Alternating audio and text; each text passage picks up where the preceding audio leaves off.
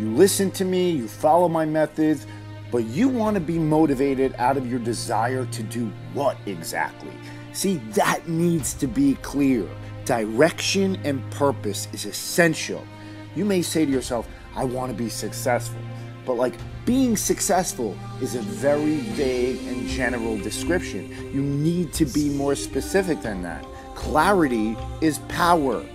If you don't have close to a pretty good idea about what you want in detail, you're not going to achieve it. What do you want with your life?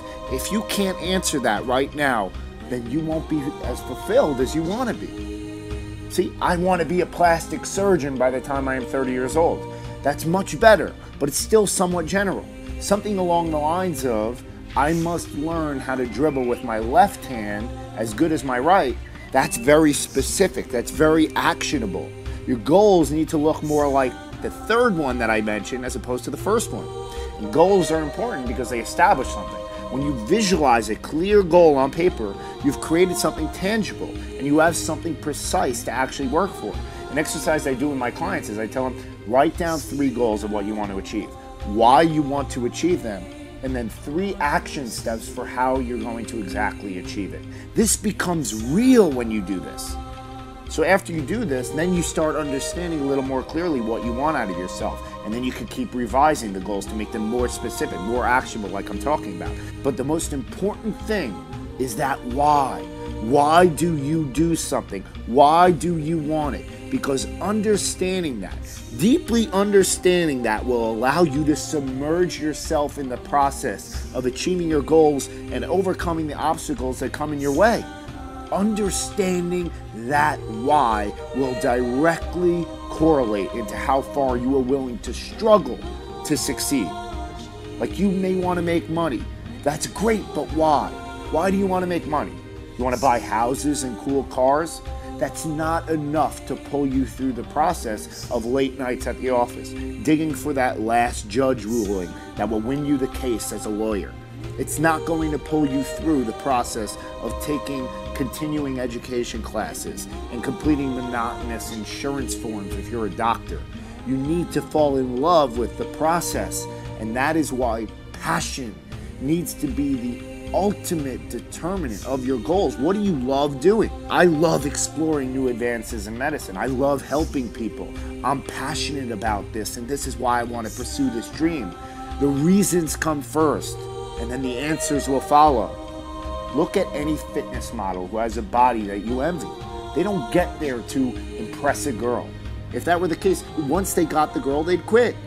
In fact, most fitness models forgo dates and going out at night because they have to go to the gym, or they don't want to disrupt their eating habits or sleeping schedules. They don't lift weights for money. That industry is near impossible to thrive in terms of making money. They fall in love with the process of improving and are 100% focused on that aspect of it. You must have a fire within you to be proud of your work.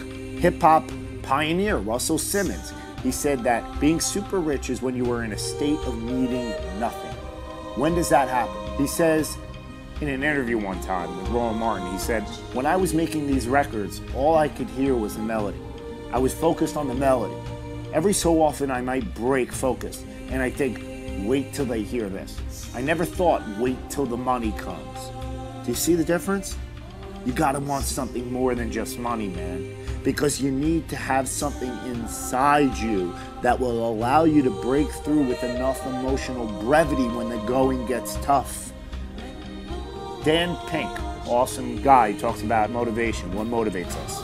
So in a TED Talk, he talks about this candle problem, which is a study done by a scientist named Sam Glucksberg to show the power of incentives.